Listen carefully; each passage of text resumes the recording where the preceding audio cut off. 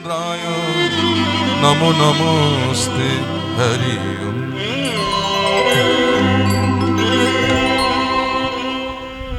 জানিতায় গৌর হরি বল।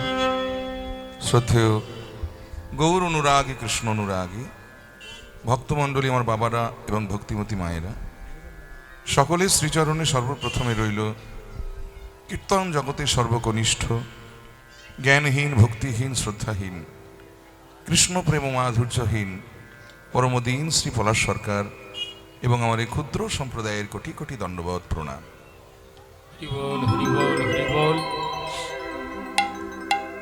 প্রত্যেক বৎসরের ন্যায় এই বৎসরেও এই উত্তর কাজিরহাট গ্রাম্য হরিবাসর প্রাঙ্গণে শ্রী শ্রী ভগবানের ভুবন মঙ্গল হরিনাম সংকীর্তনের আয়োজন হয়েছে।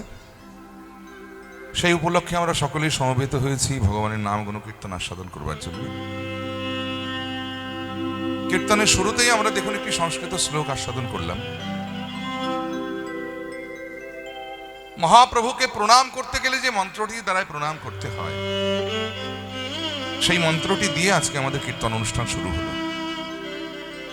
আর এই মন্ত্রটি যিনি রচনা করেছেন, তিনি একসময় মহাপ্রভুর শত্রু ছিলেন, পরে মিত্র হয়েছিল। যদিও জগতে আমরা কেউ কারো শত্রু না, কেউ কারো মিত্রও না। সে চাণক্য বলে গেছেন যে নকস্যিত কস্যচিন শত্রু, ন কস্যিত কস্যচিন মিত্র, ন কস্যিত কস্যচিন রিপু, ব্যবহারেণ জায়ন্তে মিত্রাণি রিপবস্থতা।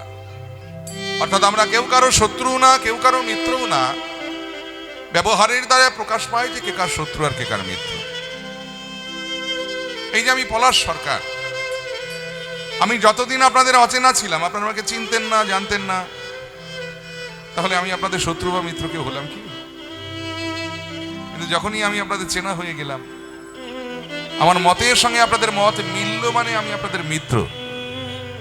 আর যদি কোনো কারণে আমার মতের সঙ্গে আপনাদের মতে না মেলে, তাহলে আমি আপনাদের শত্রু। তাহলে কত সুন্দর কথা দেখুন যে আমরা কেউ কারো শত্রুও না, কেউ কারো মিত্রও না। ব্যবহারের দ্বারাই প্রকাশ পায় যে কে কার শত্রু আর কে কার মিত্র। এই শ্লোকটির যিনি রচয়িতা ছিলেন, তিনি কাশীর একজন বিখ্যাত পণ্ডিত ছিলেন। ন্যায় দর্শন শাস্ত্রে যার অগাধ পাণ্ডিত্য ছিল, যাকে সরস্বতীর বরপুত্র বলা হতো, যার নাম ছিল প্রকাশানন্দ সরস্বতীপাদ মহাশয়। যদি এই প্রকাশানন্দ সরস্বতীপাদ, ইনি প্রথম অবস্থায় মহাপ্রভুকে দু চোখে দেখতে পারতেন না। মনে মনে চিন্তা করতেন, কে এই সন্ন্যাসী রে বাবা, সন্ন্যাসী ধর্ম কেন এরকম হতে যায়?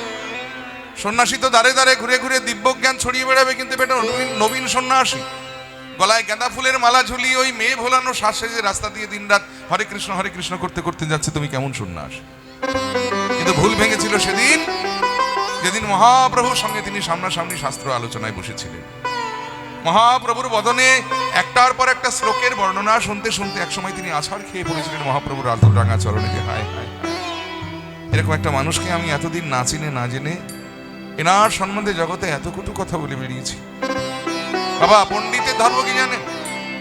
পণ্ডিত যদি প্রকৃত পণ্ডিত হন, সেই পণ্ডিত যদি কাউকে চেনার আগে অবজ্ঞা করে ফেলে, কিন্তু পরক্ষণেই যদি তাকে চিনতে পারে, সঙ্গে সঙ্গে তাকে পূজা করে, আর পূজা করে ভগবানের সঙ্গে এক আসনে বসিয়ে দেন। তাই যেহেতু প্রকাশানন্দ প্রকৃতার্থে পণ্ডিত ছিলেন, তাই তিনি মনে মনে চিন্তা করলেন যে এরকম একটা মানুষকে আমি এতদিন না চিনে না জেনে না সম্বন্ধে জগতে অনেক কটু কথা বলে বেরিয়েছি। এবারে যখন এই মানুষটাকে আমি চিনতে পেরেছি, তাহলে আমার ঘোষণা করে যাওয়ার দরকার এই মানুষটা সম্বন্ধে এই জগতে দু চারটে সত্য কথা। আর ঘোষণা করতে গিয়ে তিনি মহাপ্রভুকে উদ্দেশ্য করে একটি গ্রন্থই রচনা করে ফেললেন, যে গ্রন্থটির নাম হলো চৈতন্য চন্দ্রামৃত গ্রন্থ। চৈতন্য চন্দ্রামৃত। আর সেই গ্রন্থে মহাপ্রভুকে উদ্দেশ্য করে প্রায় সহস্রাধিক শ্লোক লিপিবদ্ধ করা আছে। তার মধ্যে এই শ্লোকটিও অন্তর্গত ওই গ্রন্থের, মহাপ্রভুর প্রণাম মন্ত্র।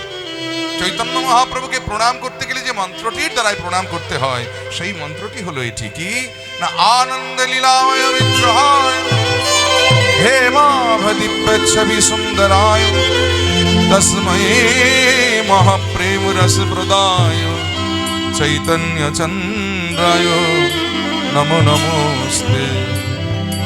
আনন্দ লীলাময় বিগ্রহায়, মানে তিনি আনন্দের লীলাময় বিগ্রহ। আনন্দ কাকে বলি?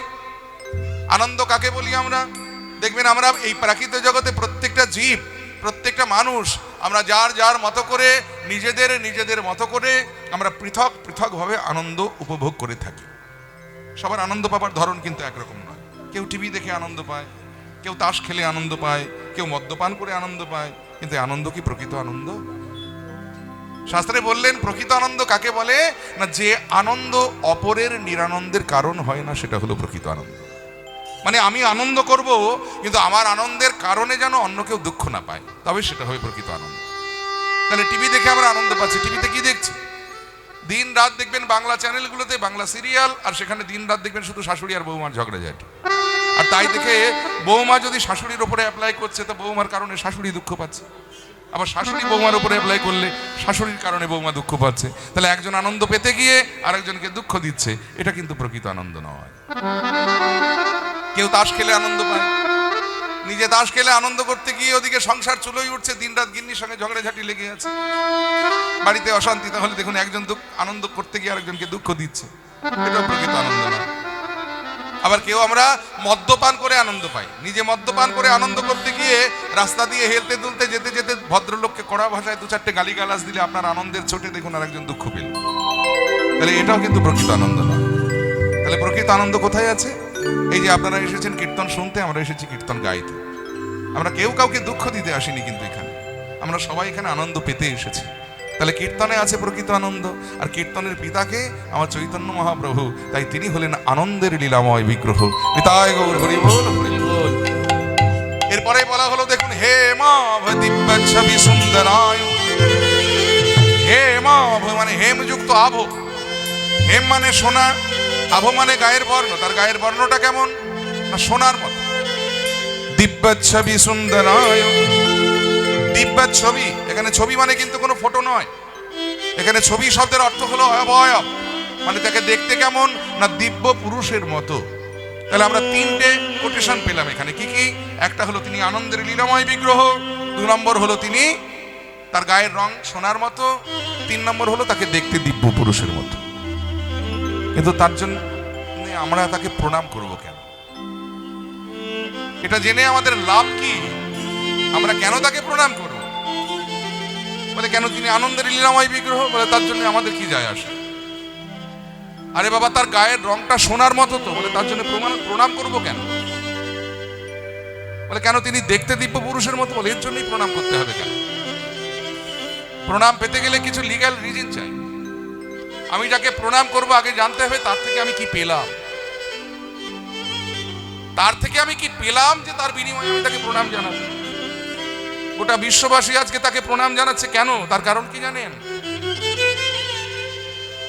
তিনি আনন্দের লীলাময় বিগ্রহ, বা তার গায়ের রং সোনার মতো, বা তাকে দেখতে দিব্য পুরুষের মতো, এর জন্য নয়। তাকে আমরা কেন প্রণাম করব বিশ্ববাসী? না, তিনি আমাদের একটা মহা মূল্যবান বস্তু দান করেছে। কি সেই বস্তু? না, তস্मै মহাপ্রেম রস প্রদায়। মহাপ্রেম, যার সন্ধান কেউ জানতো না, যা চির গোলকে গোপনে ছিল, সেই ইন্দ্রের বাঞ্ছিত ধন, ব্রহ্মার বাঞ্ছিত ধন, অনর্পিত চরিং চিরাত করুণাবতীর্ণ কল, সমর্পয়ত উন্নত উজ্জ্বল রসাংশ ভক্তি শ্রিয়া হরিপুরাট সুন্দর দ্যুতি কদম্ব সন্দীপিত সদা হৃদয় কন্দরে স্ফুরত শচীনন্দন।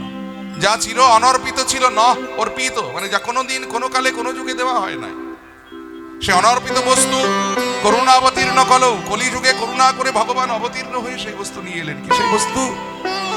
সমর্পয়ত উন্নত উজ্জ্বল রসাংশ ভক্তি শ্রিয়া। স্বভক্তি, এই শব্দটা একটু ভালো করে অনুভব করি। দন্তস্বয় বফালা স্ব মানে হলো নিজের, মানে নিজের সম্পদ। নিজের সম্পদ দেখবেন কেউ কাউকে সচরাচর দিতে চায় না। কি বাবা, দেয় নাকি? আপনার লক্ষ লক্ষ টাকা থাকতে পারে, বিঘে বিঘে সম্পত্তি থাকতে পারে, দামি দামি গাড়ি থাকতে পারে, আপনি অন্যকে দান করে দেবেন? তেমনি ভগবান কৃষ্ণের একটা স্বভাব আছে। শাস্ত্রে বলা হলো যে কৃষ্ণ যদি ফিরে কবু ভক্তি মুক্তি দিয়া, ভক্তি নয় ভক্তি, ভয়ের অস্বীকার কয়েতয়ের অস্বীকার, ভক্তি মানে হলো ভোগ, আর মুক্তি মানে হলো মোক্ষ। বলে কৃষ্ণ যদি ফিরে কবু ভক্তি মুক্তি দিয়া, প্রেম কবু নাহি দেন রাখেন লুকাই। কেউ যদি বলে প্রভু আমি সারা রাত্রি জেগে তোমার কীর্তন শুনছি, তুমি শুধু কৃপা করে আমার একতলা বাড়িটাকে দোতলা করে দাও, ভগবান বললেন বাবা অল্পের উপর দিয়ে বেঁচে গেলাম বাবা, তো দোতলা নয় 4 তালা করে দেবো। হলো? আবার কেউ যদি বলে প্রভু আমি সারা রাত জেগে তোমার কীর্তন শুনছি, তুমি শুধু কৃপা করে আমার মেয়েটাকে ভালো জায়গায় বিয়ে দিয়ে দাও। ভগবান বলেন বেশ তাই হবে, কোনো চিন্তা নেই, তোর মেয়ের খুব ভালো জায়গায় বিয়ে দিয়ে দে।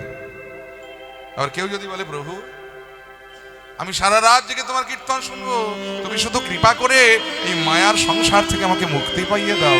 ভগবান বলে আরে বাপ রে বাপ, আবার এটাও চাস? আচ্ছা বেশ, এটাও না হয় দিলাম। কিন্তু কেউ যদি বলে প্রভু আমি সারাটা জীবন তোমার নাম করব, তুমি শুধু কৃপা করে তোমার ওই প্রেম বস্তুটা একবার আমাকে দাও। ভগবান সঙ্গে সঙ্গে বলে দিলেন যে ওটি হবে না বাছা, ওটা আমি তোমায় দিতেই পারবো না, কারণ ওটা আমার নিজের সম্পদ, আর ওটা আমি তুলে রেখে দিয়েছি আমার নিজের মানুষের জন্য। আমার নিজের মানুষ কারা? যারা হলেন বৃন্দাবনের ব্রজ গোপীগণ, যারা সর্বস্ব পরিত্যাগ করে আমার সুখকে নিজের সুখ করেছে। আমি কেবলমাত্র আমার নিজের সম্পদটুকু আমি তাদের জন্য তুলে রেখে দিয়েছি। সেই ভগবান যখন গৌর হয়ে এলেন কলিজীবের মাঝে, যা এতদিন কেবলমাত্র সেই কিশোরীর হৃদয় ভাণ্ডারে যে ধন লুকানো ছিল, যার সন্ধান কেউ জানতো না, সেই তসময় মহাপ্রেম রস প্রদায়, সেই মহামূল্যবান প্রেম ধন তিনি জীবের দ্বারে দ্বারে সেধে যেছে কৃপা করে দান করলেন। এতদিন ভারতীয় দর্শন শুধুমাত্র 4টি স্তম্ভের উপরে দাঁড়িয়েছিল, কি কি? ধর্ম, অর্থ, কাম আর মোক্ষ। কিন্তু এই পঞ্চম পুরুষার্থ প্রেম, এই প্রেমের সন্ধান আমরা কেউ জানতাম না। এই প্রেম এনে দিয়েছিলেন আমার চৈতন্য মহাপ্রভু। তাহলে আমরা কেন তাকে প্রণাম করব? না তসময় মহাপ্রেম রসপ্রদান, সেই মহাপ্রেম যিনি আমাদেরকে দান করেছেন, সেই চৈতন্য চন্দ্রায় নমো নমস্তে, সেই চৈতন্য মহাপ্রভুকে আমরা প্রণাম জানাই। নিতাই গৌর হরি বল, হরি বল। সেই মহাপ্রভুর আতুল রাঙা চরণে প্রণাম জানিয়ে আমরা আস্বাদন করছি আমাদের বর্তমান পরিবেশিত লীলা মহাপ্রভুরই এক প্রিয় ভক্তের কথা, যার নাম হলো হরিদাস। ভক্ত হরিদাস আমরা আস্বাদন করব। তদ্ভাবাচিত গৌরচন্দ্রিকা, আগে গৌরাঙ্গের ভাব আস্বাদন করব, তারপরে আমরা হরিদাসের কথা শুনবো। মহাজন লীলার এক পাশে দাঁড়িয়ে বললেন যে কলি ঘোর তিমিরে গরাস হল জগ জন ধর্ম কর্ম রহুদূর। কলির ঘোর অন্ধকার যখন কলির জীবকে একেবারে গ্রাস করে নিয়েছে, ঠিক সেই সময়ে বিধাতা আমাদের মাঝখানে এমন একজনকে এনে দিলেন। তিনি কে জানেন? ওই অসাধনে চিন্তামণি,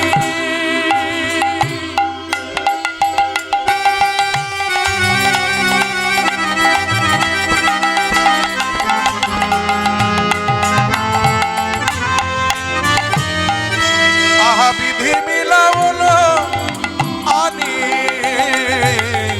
আব অসাধনে চিন্তা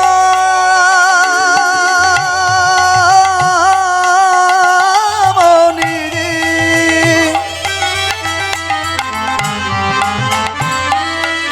বিধি বিনা অলু আনে। ও গো অসাধনে চিন্তামণি,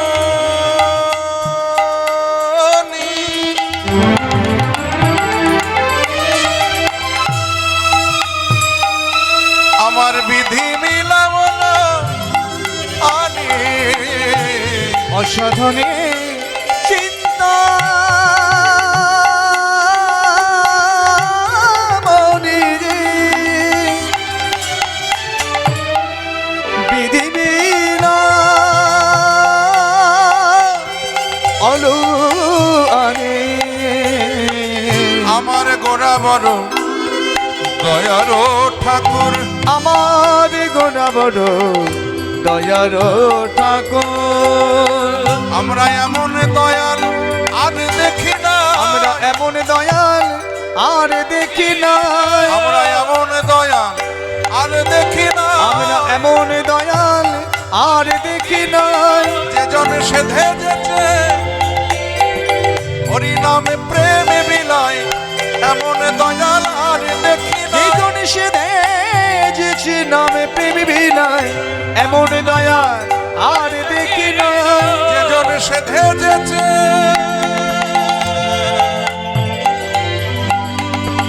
হরি নামে প্রেমে বিলায়, আহা কলির জীবের দানে দানে, যেজন সেধে যেছে নামে প্রেম বিনায়, আহা কলির জীবের দানে দানে, সেধে নামে প্রেম বিনায় তাই গৌর হরি সেজেছে নামে প্রেম বিনায় কিবা সেজেছে নামে প্রেম বিনায় কিবা এমন দয়া আর দেখি নাই। ইহ কলিযুগ ধন্য ধনী আইলেন গৌর হরি করুণা করিয়া। প্রণমঃ কলিযুগ সর্বযুগ সার, যে যুগের মাঝে আমার চৈতন্য অবতার, কারণ এমন যুগ হয় না আর হবার নয়। ভগবান এর আগে আমরা অনেক পেয়েছি বাবা, সত্যযুগে নারায়ণ, ত্রেতাতে রামচন্দ্র, দাপরে কৃষ্ণ, কিন্তু আজকের এই হরিসভায় দাঁড়িয়ে আমার গৌর গুণ কথা বলতে এসে আমরা একটা কথা খুব অহংকার করে গর্ব করে বলতে পারি যে ভগবানের আগে আমরা অনেক পেয়েছি, কিন্তু আমার গৌর হরির মতো এমন জনদরদি ভগবান আমরা আগে কখনো পাই। আমরা তাকে জনদরদি বা জনহিতৈষিকারী ভগবান বলবো, কারণ জীবের উদ্ধারের তরে, জীবের কল্যাণের তরে যিনি অবতীর্ণ হয়েছিলেন, যিনি কোনো জাতির বিচার করেননি, অচণ্ডালে কৃপা করে হরিনাম প্রেম দান করেছেন। কিবা ব্রাহ্মণ কিবা চণ্ডাল সকল জাতিকে একত্রিত করে একটি মন্ত্রেই যিনি দীক্ষা দিয়েছিলেন। সমাজের উঁচু নিচু ভেদাভেদ যিনি সমান করে দিয়েছিলেন। কত বলবো তার কথা বাবা, এক মুখে বলে শেষ করা যায় না। ব্রহ্মা চতুর্মুখে যার কথা বলে শেষ করতে পারেনি, ভোলানাথ পঞ্চমুখে যার কথা বলে শেষ করতে পারিনি, আমরা এক মুখে কতটুকু বলবো? তবে একটু বলবার চেষ্টা করি যতটুকু বলতে পারি। যদি প্রথমে তার রূপের কথা বলতে যাই তাহলে বলবো রূপ ছিল তার অনবদ্য, কোটি কামদেব যার রূপ দেখে মূর্ছা যেতেন এমন রূপের উপবান ছিলেন আমার গৌর সুন্দর। আর গুণের কথা বলতে গিয়ে বলবো বাবা গুণ ছিল তার অপরিসীম, অর্থাৎ যার কোনো সীমা হয় না। আর অবদান যা ছিল অনির্বচনীয়, মানে বদনে বলে শেষ করা যায়। কি দেননি তিনি আমাদের, ভাবুন। আজ থেকে প্রায় 540 বছর পূর্বে আমরা যদি নবদ্বীপের মাটিতে ফিরে যাই বাবা, কি ছিল না সেখানে? বড় বড় টোল ছিল, বড় বড় পণ্ডিত ছিল, সেই পণ্ডিতদের পাণ্ডিত্য ছিল, আবার সেই পাণ্ডিত্যের অহংকারও ছিল। অর্থ ছিল, মানুষে মানুষে ঠেকাঠেকি ছিল, কিন্তু একটি বস্তুর অভাব ছিল যার নাম হলো প্রেম বা ভক্তি। সোজা কথায় নবদ্বীপে একটি প্রদীপ ছিল, সেই প্রদীপে তেল ছিল, তাতে সলতে ছিল, পাশে আগুন ছিল, কিন্তু অগ্নি প্রজ্বলিত করবার মতো কেউ ছিল না। কিন্তু আমার শ্রীকৃষ্ণ চৈতন্য মহাপ্রভুর আবির্ভাবে যেদিন হতে এই প্রদীপটিতে অগ্নি প্রজ্বলিত হয়েছিল, সেই যে বলা শুরু হলো, জয় নবদ্বীপ ভারত প্রদীপ। আজকে হরিসভায় দাঁড়িয়ে আমরা অহংকার করে চিৎকার করে গলা ফাটিয়ে বলতে পারি যে নবদ্বীপ আজকে শুধু ভারতের প্রদীপ নয়, শ্রীধাম নবদ্বীপ আজকে গোটা বিশ্বের প্রদীপ, পৃথিবীর প্রদীপ। আপনারা সকলে একমত নিশ্চয় আমার সঙ্গে। আজ গোটা বিশ্ব মেতেছে গৌর প্রেমে। কোথায় আমেরিকা, কোথায় অস্ট্রেলিয়া, কোথায় ফ্রান্স, কোথায় ইংল্যান্ড, কত দেশ বিদেশ হতে কত অগণিত গৌর ভক্ত দল, তারা দিবানিশী নবদ্বীপের মাটিতে এসে নামের মালা হাতে করে তারা দিন রাত গৌর গৌর গৌর গৌর করছে। কিন্তু দুঃখ লাগে কোথায় জানেন? আমরা যারা বাংলার মাটিতে জন্মেছি, আমরা যারা বাঙালি মায়ের সন্তান, আমরা যারা বাংলা ভাষায় কথা বলি, আমরা গর্ব করে অহংকার করে বলতে পারি যে গৌর আমাদের ভগবান, আমাদের বাঙালির ভগবান। কারণ এই বাংলার মাটিতে আমরাও জন্মেছি, তিনিও জন্মেছিলেন। আমরাও বাংলা ভাষায় কথা বলি, তিনিও বাংলা ভাষাতেই কথা বলতেন। কিন্তু যে গৌর আমাদের এত কিছু দিয়ে গেছেন, আমরা তাকে কি দিয়েছি? আমরা তাকে কি দিতে পারলাম? কি দেননি তিনি আমাদের, ভাবুন। আজ থেকে প্রায় 540 বছর পূর্বে নবদ্বীপের সমাজ ব্যবস্থার দিকে একবার ফিরে তাকান। কোন ব্রাহ্মণ যদি কোনো শূদ্রের ছায়া মারাতো, তাকে গঙ্গা স্নান করে প্রায়শ্চিত্ত করে ঘরে উঠতে হতো। কিন্তু মহাপ্রভুর কি অবদান দেখুন, যে এই যে হরিবাসরে দেখুন কীর্তন শুনতে বসেছেন আপনারা, হয়তো ব্রাহ্মণ শূদ্রের গায়ে গা ঠেকে, শূদ্র ব্রাহ্মণের গায়ে গা ঠেকে কেউ জিজ্ঞেস করে, বাবা আপনি কোন জাত বা তুমি কোন জাত? এটা আমার চৈতন্য মহাপ্রভুর অবতার। ব্রাহ্মণে চণ্ডালে করে কোলাকুলি, কবে বা ছিল এমন রঙ্গ, কে দেখেছে এমন রঙ্গ? সকল জাতির যিনি সমন্বয় করেছিলেন, কাউকে বাকি রাখেন, আচণ্ডালে কৃপা করে হরিনাম দিয়েছিলেন, কাউকে বাকি রাখেননি।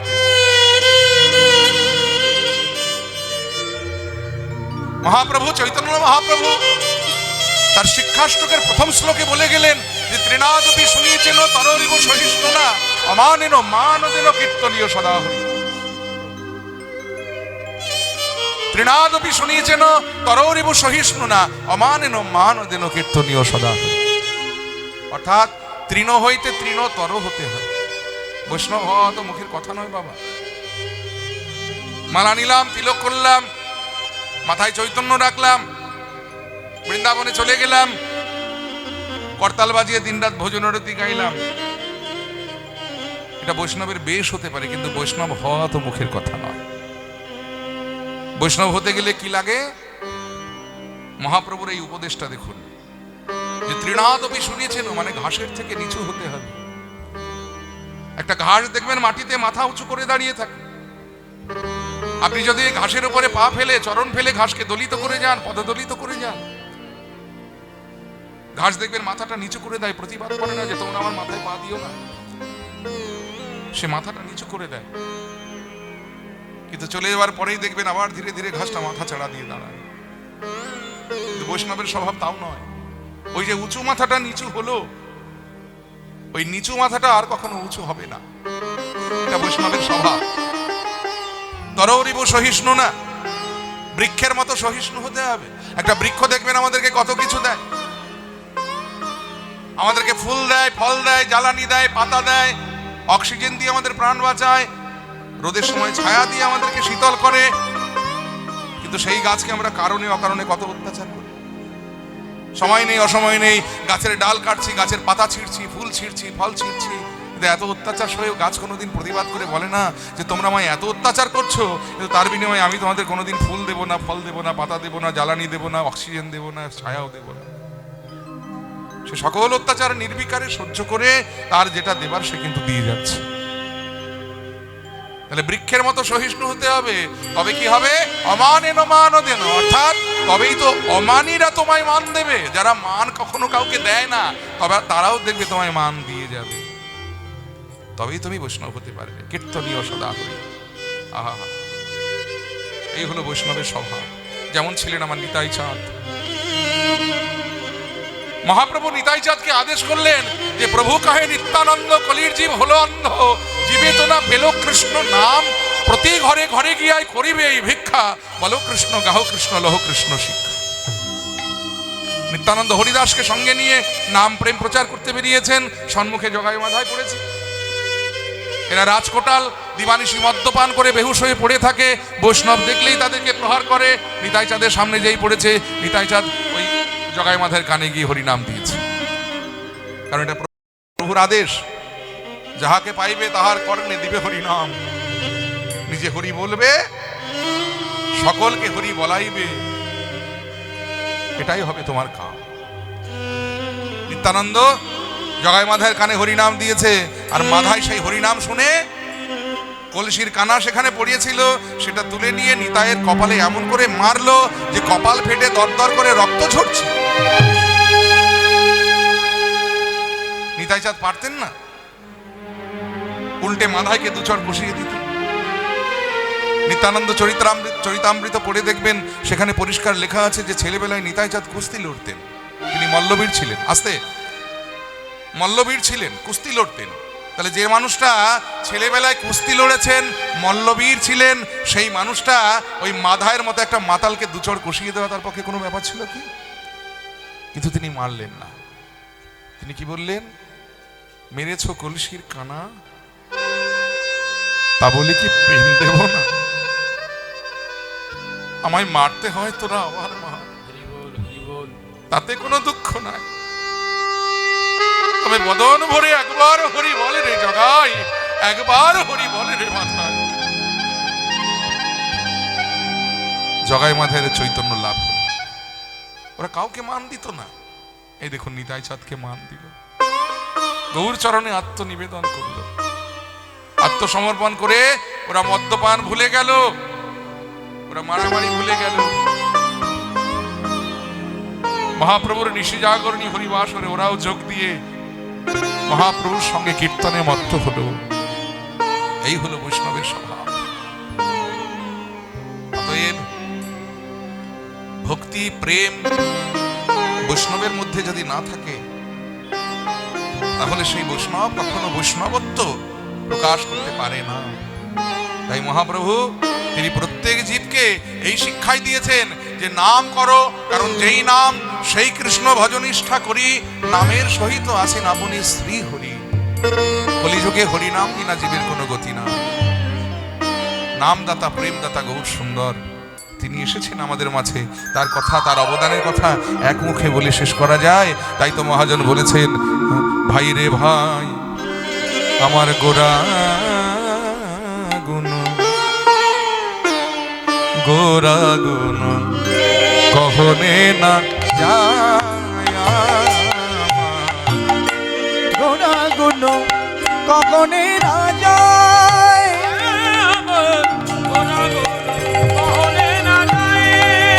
আমার গোরা গুণ কখনে না যায়, গোরা গুণ কহনে না যায়,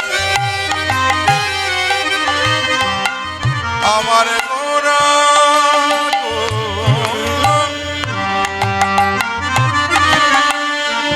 আমার গোরা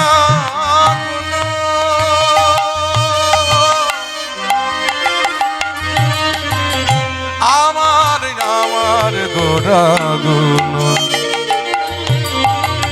গোরা গুণ, গোরা গুণ কহনে না যায়, আমার গোরা গুণ কখনে না যায়, আমার গোরা গুণ কখনে না যায়।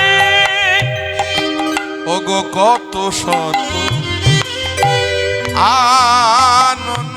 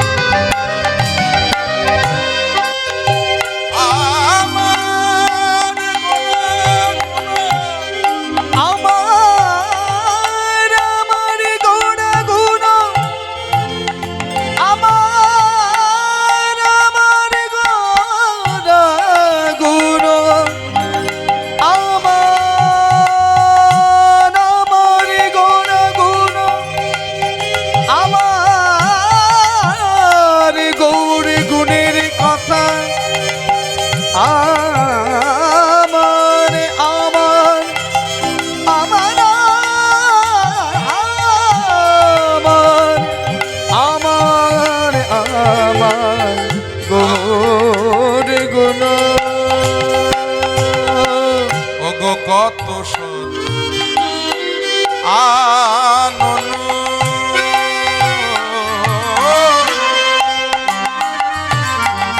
আবার কত চতুরানন,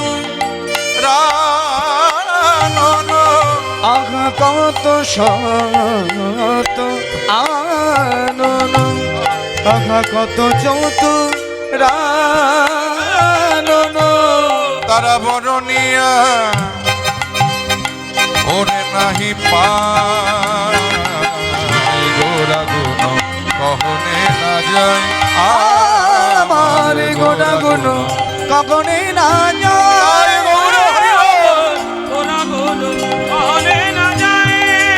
আমার গোরা গুণ কখনে না যায়।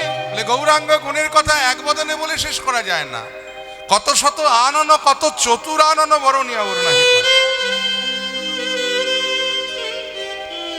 ব্রহ্মা চতুর্মুখে বলে শেষ করতে পারেনি, ভোলানাথ পঞ্চমুখে বলে শেষ করতে পারেনি, আমরা কতটুকু বলবো? তবে হ্যাঁ, একটা কথা কি জানেন, ওই যে বেদ বিদ্যা সরদর্শন জানো, সে যদি আমার গৌরাঙ্গ নাহি ভজে, সে যদি আমার গৌরাঙ্গ নাহি ভজে। বেদ বিদ্যা সরদর্শন জানত, সে যদি আমার গৌরাঙ্গ নাহি ভজে, সে যদি আমার গৌরাঙ্গ নাহি ভজে। ওগো বৃথা তারি অধ্যায়ন, তার লোচন বিহীন জন, দর্পণে অন্ধের কিবা কাজে, আঁকা দর্পণে অন্ধের কিবা কাজে। মানে আমি বেদ পড়েছি, বিদ্যা অর্জন করেছি, পাণ্ডিত্য অর্জন করেছি, কিন্তু গৌর ভজন করি না। একজন অন্ধকে আয়না দিয়ে যদি বলা হয়, বাবা তোমার মুখটা কেমন একটু দেখো তো, ও মায়েরা, যে চোখে দেখতে পায় না, আয়না তার কোনো কাজে লাগে? তেমনি গৌর প্রেম শূন্য হৃদয়ে ওই বেদ বিদ্যা পাণ্ডিত্য হলো অন্ধের সম্মুখে আয়নার। তার অবস্থাটা কেমন জানেন? তার আসা যাওয়া বিফল হলো, এই জগতে তার আসা যাওয়া বিফল হলো। যেজন আমার গৌর চিন্তা না করিল, হবে আসা যাওয়া বিফল হলো। ও যে জন গৌর চিন্তা চিন্তা না করিল, আসা যাওয়া বিফল হলো। যেজন আমার গৌর চিন্তা না করিল, জগতে আসা যাওয়া তার বিফল হলো। যেজন গৌর চিন্তা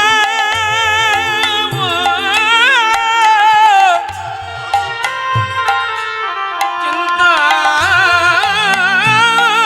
না করিল,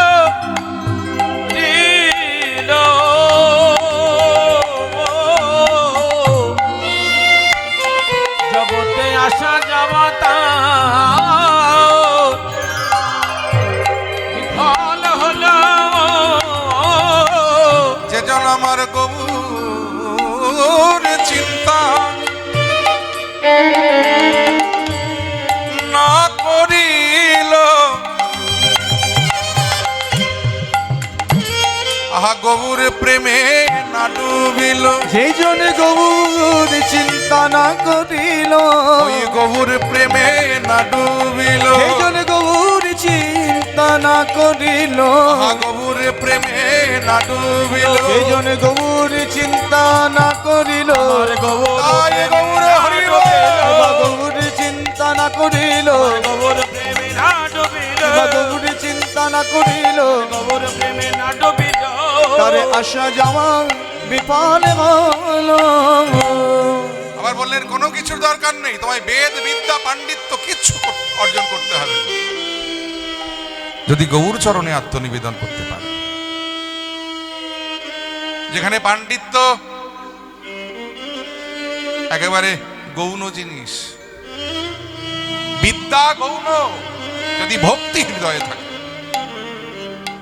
এই জন্য শাস্ত্রে বলে, ভক্তি যার কৃষ্ণ তার সর্বশাস্ত্রে কয়। ভক্তি না থাকিলে কৃষ্ণ দেখিলেই কি হয়। অত লেখাপড়া জেনে সেই বিদ্যা অর্জন করে যদি সেই বিদ্যা কাউকে বিনয় দিতে না পারে, ভক্তি দিতে না পারে, সে বিদ্যার কোনো মূল্য নাই। সে কেমন হয়েছে জানেন? এক ব্যক্তি গুরুর কাছে দীক্ষা নিতে গেছে। গুরুদেব দীক্ষা দান করবার পরে তাকে বললেন, বাবা আর কিছু পারিস বা না পারিস, প্রত্যেক দিন স্নান করে এক অধ্যায় গীতা পড়বি। কিন্তু গুরুদেব জানতেন না যাকে আদেশ করলেন তার সেই শিষ্যটির অক্ষর জ্ঞানই নাই, লেখাপড়াই জানেন না। শাস্ত্রে বলে গুরু বাক্য লঙ্ঘন করা উচিত নয়। সেই ভদ্রলোক তখন বড় চিন্তায় পড়লেন, বিপদে পড়লেন, যে একদিকে আমার অক্ষমতা, আমি তো লেখাপড়া জানি না, আবার অপরদিকে গুরু বাক্য, এখন আমি কোনটা করব? বড় দুশ্চিন্তায় পড়ে গেলেন। বাড়িতে এসে অনেক ভেবে চিন্তে একটা বুদ্ধি স্থির করলেন। গীতা তো পড়তে জানে না, কারণ অক্ষর জ্ঞান নাই। তাই স্নান করে গুরুদেবের বাক্য রক্ষা করবার জন্য গীতাটা হাতে করে গীতার পানে চেয়ে বসে থাকে। একদিন, দুদিন, 3 দিন, 4 দিন অতিবাহিত হয়ে যাবার পর যখনই গীতা হাতে নিয়ে বসে তখনই নয়নের জলে বদন ভাসিয়ে কাঁদে। আহা। ধীরে ধীরে খবরটা পাড়ায় রটে গেল, পাড়া প্রতিবেশীরা বলা বলি শুরু করলে, কি আমার গীতা পাঠক, লেখাপড়া জানে না, অক্ষর জ্ঞান নাই, অথচ গীতা হাতে নিয়ে কাঁদতে শুরু করেছে, কি আমার মর্মার্থ বুঝেছে গীতা। মহাপ্রভু তখন ওই পথে দিয়ে যাচ্ছিলেন। পাড়া প্রতিবেশীদের কথাগুলো তার কানে যেতেই সে ওই বাড়ির মধ্যে প্রবেশ করে দেখলো সত্যই এক ব্যক্তি গীতা হাতে করে বসে বসে কাঁদছে। প্রভু কাছে গিয়ে বললেন, বাবা, আমি জীবনে বহুবার গীতা অধ্যয়ন করেছি, কিন্তু কোনোদিন আমি এমনি করে দুফোঁটা চোখের জল ফেলতে পারিনি। তুমি আমায় বলতে পারো যে গীতার কোন অধ্যায় পাঠ করে তোমার এত প্রেম, এত ভক্তি এলো যে তুমি এমন করে অঝরে কাঁদছো? আমাকে যদি সেই জায়গার সন্ধানটা তুমি একটু দিতে, আমিও একটু প্রাণ ভরে কাঁদতে পারতাম। তখন সেই গীতা পাঠক মহাপ্রভুর পানে করজোড়ে বললেন, সন্ন্যাসী ঠাকুর, জানি না তুমি কে, তুমি ভাবছো যে আমি গীতা পড়ে কাঁদছি, মোটেও তা নয়। আমার অক্ষর জ্ঞানই নাই, আমি পড়তেই জানি না। তবে গুরুদেব আদেশ করেছে যে স্নান করে এক অধ্যায় গীতা পাঠ করতে প্রতিদিন।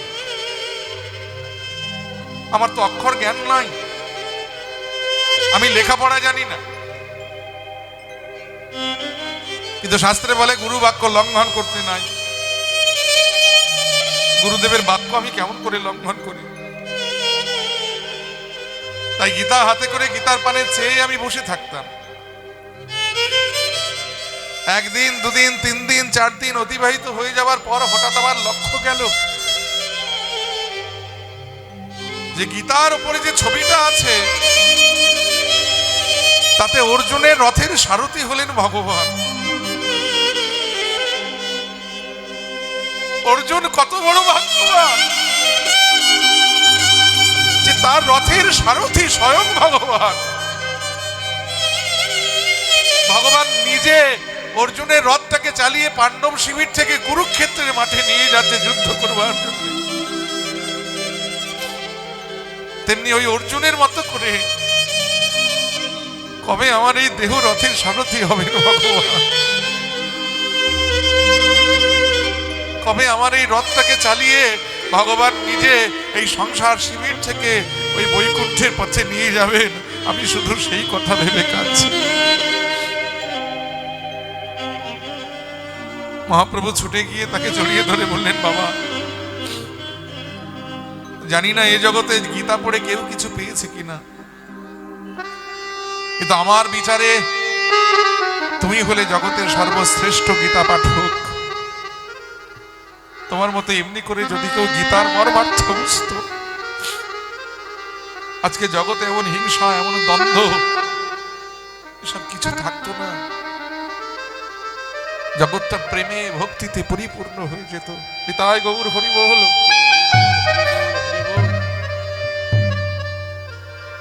ভক্তি হওয়া চাই। হৃদয়ে ভক্তি না থাকলে বেদবিদ্যা পাণ্ডিত্য যতই অর্জন করুন না কেন, গৌর চরণে যদি আত্মনিবেদন না করতে পারা যায়, তাহলে বেদবিদ্যা পাণ্ডিত্য অন্ধকে আয়না দিলে যা হয়, যে চোখেই দেখতে পায় না, আয়না যেমন তার কোনো কাজে লাগে না, তেমনি যে হৃদয়ে গৌর প্রেম নাই, গৌর ভক্তি নাই, সেই হৃদয়ে যতই বেদবিদ্যা পাণ্ডিত্য থাক, ওই অন্ধকে আয়না দেওয়ার সমান হয়। কিচ্ছু প্রয়োজন নাই। বেদ বিদ্যা নাহি জানো দুকু নাকি জানো তো, সে যদি আমার গৌরাঙ্গ করে গৌরাঙ্গ করে শান, ঠাকুর নয়নানন্দে নয়নানন্দে ভনে, সেই সে সকলই জানে সর্বসিদ্ধি করো তলে, সর্বসিদ্ধি করো তলে তার, ওগো সর্বসিদ্ধি করো তলে, করো তলে তার গো, সর্বসিদ্ধি করো তলে, করো তলে তারে গো, সর্বসিদ্ধি করো তলে তলে তলে সর্বসিদ্ধি করতলে করতলে তারে গো সর্বসিদ্ধি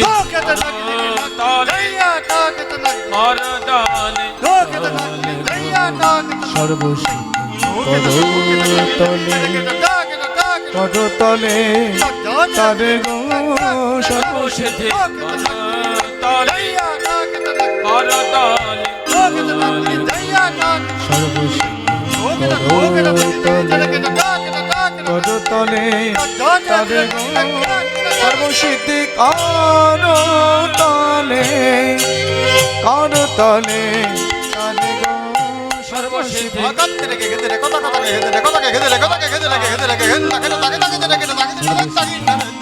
সর্বসিদ্ধি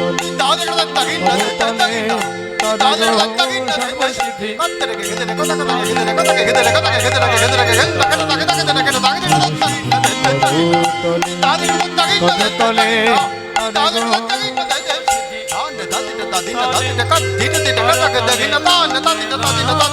সর্বসিদ্ধি করতলে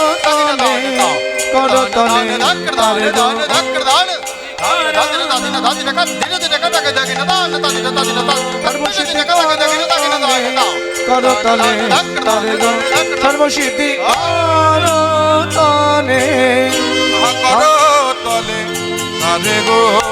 সর্বসিদ্ধি করতলে করতলে তারে গো সর্বসিদ্ধি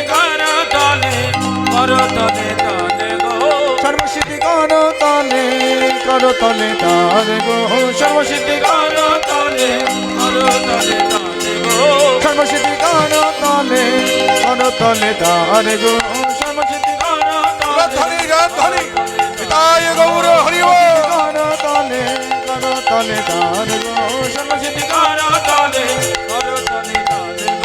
সর্বসিদ্ধি করতলে করতলে তার গো চলে রে আমার মন সেই মধুর বৃন্দাবন। কি যাবেন তো বৃন্দাবনে? হাত তুলুন তো, কারা কারা যাবেন? সবাই প্রায় যাবে, কিন্তু অনেক দূরের পথ, অনেক সময় সাপেক্ষ ব্যাপার, বললি তো যাওয়া যায় না। তবে ভক্ত চতুর একটু চাতুরালি করবো যাতে তাড়াতাড়ি বৃন্দাবনে পৌঁছতে পারি, আর সেটা যদি আমরা আমাদের মন নিয়ে যাই মধুময় ধাম বৃন্দাবন। তো মন যদি বৃন্দাবনে চলে যায়, বৃন্দাবন কোথায়?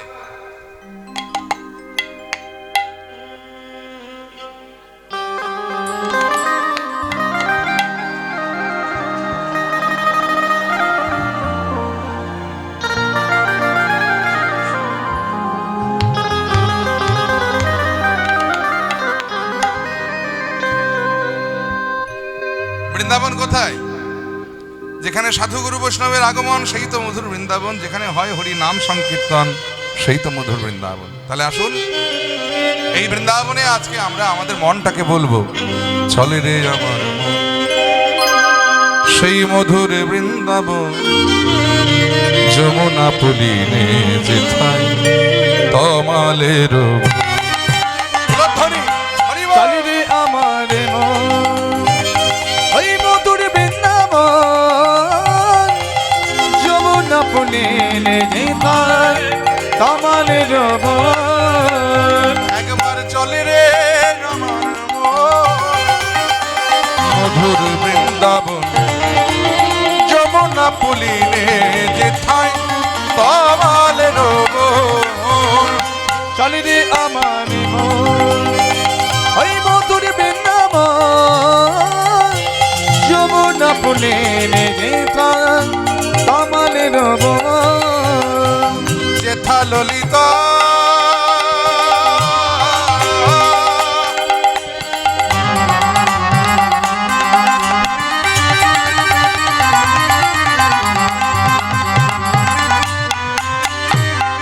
আছে, ললিতা বিশাখায় যত গোপীগণ, আরে রাধা কুণ্ড শ্যামে কুণ্ড গিরি গোবর্ধন। আছে রাধা কুণ্ড শ্যামে কুণ্ড গিরি গোবর্ধন।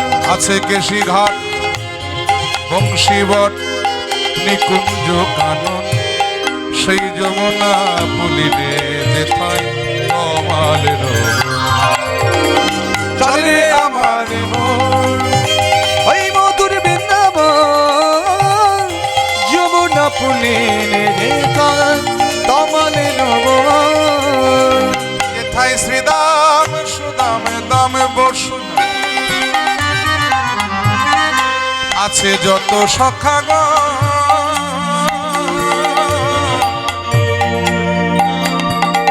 আরে ধবলি শ্যামলি রাতে যত গাভীগণ আছে ধবলি শ্যামলি আদি যত গাভী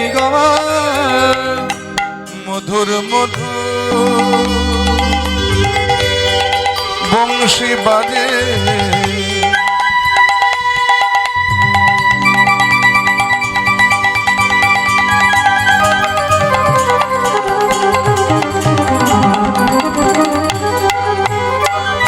সেই তো বৃন্দাবন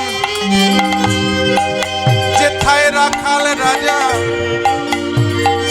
গোপাল আমার খেলে অনুক্ষণ যেথা রাখালে রাজা গোপাল আমার খেলে অনুক্ষণ আছে মা যশোদা পিতানন্দ আর ব্রজবাসীগণ সেই যমুনা পুলিনে যেথায় কমালের চলে রে আমার মধুর বৃন্দাবন যমুনা পুলিনে যেথায় কমালে রব চলে রে মন বৃন্দাবন চলে রে মন বৃন্দাবন চলে রে মন বৃন্দাবন চলে রে মন বৃন্দাবন চলে রে মন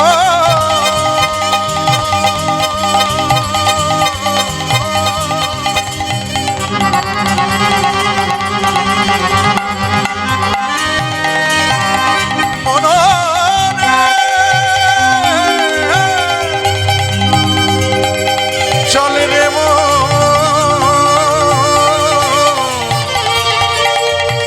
চলো যাই শ্রীধাম বৃন্দাবন বৃন্দাবন ধাম কি শ্যাম সুন্দর মদন মোহন কি রাধে শ্যাম রাধা রানী কি তাহলে আমরা মন নিয়ে এলাম মধুময় শ্রীধাম বৃন্দাবনে আস্বাদন করছি ভক্ত হরিদাসের কথা ভগবান কৃষ্ণচন্দ্র তার প্রিয় সখা প্রিয় নম্র সখা প্রাণ সখা ইত্যাদি সখাদের নিয়ে বৃন্দাবনের গোষ্ঠ গোচারে বিনোদ খেলায় মত্ত ভগবান খেলছেন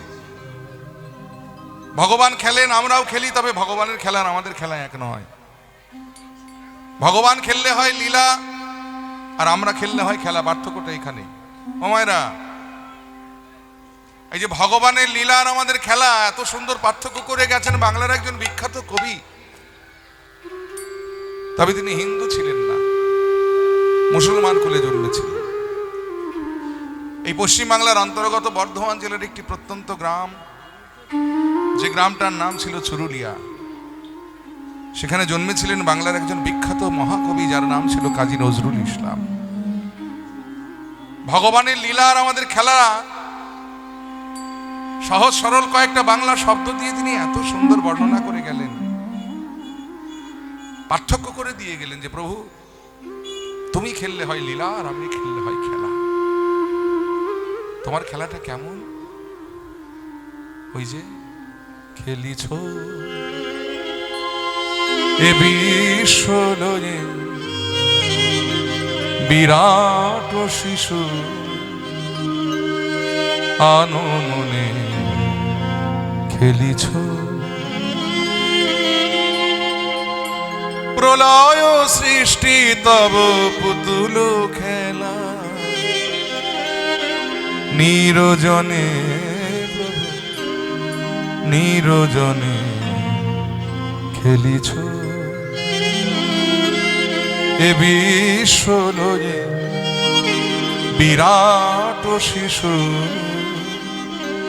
আনমনে খেলিছ ভগবান তুমিও খেলছো আমরাও খেলছি তবে তোমার খেলা আর আমার খেলা এক নয় ছেলেবেলা আমরা পুতুল খেলি না দেখবেন মাটি দিয়ে পুতুল গড়ি যেমন খুশি সাজাই, ইচ্ছে মতো খেলি, খেলা শেষ হয়ে গেলে আবার ভেঙে জলে ভাসিয়ে দিই। তেমনি ভগবানও পুতুল খেলছেন, তবে আমরা মাটির পুতুল নিয়ে খেলি আর তিনি আমাদের মতো রক্ত মাংসের পুতুলগুলো নিয়ে খেলছেন। ইচ্ছে হলে গড়ছেন, যেমন খুশি সাজাচ্ছেন, ইচ্ছে মতো খেলছেন, খেলা শেষ হয়ে গেলে আবার ভেঙে জলে ভাসিয়ে দেন। আর তাই আমরা হলাম শিশু আর তিনি হলেন বিরাট শিশু। কেন জানেন? কারণ আমরা খেলি সংসার খেলার মাঠে আর তিনি খেলেন কোথায়? শূন্যে মহা আকাশে।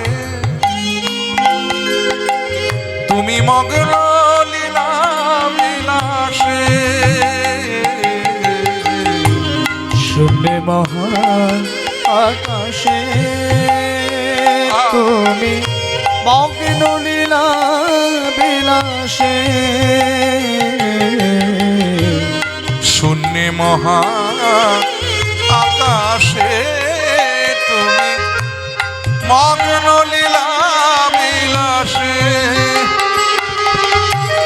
হাসিছ খেলিছ তুমি আপন সনে, নিরজনে প্রভু নিরজনে খেলিছ।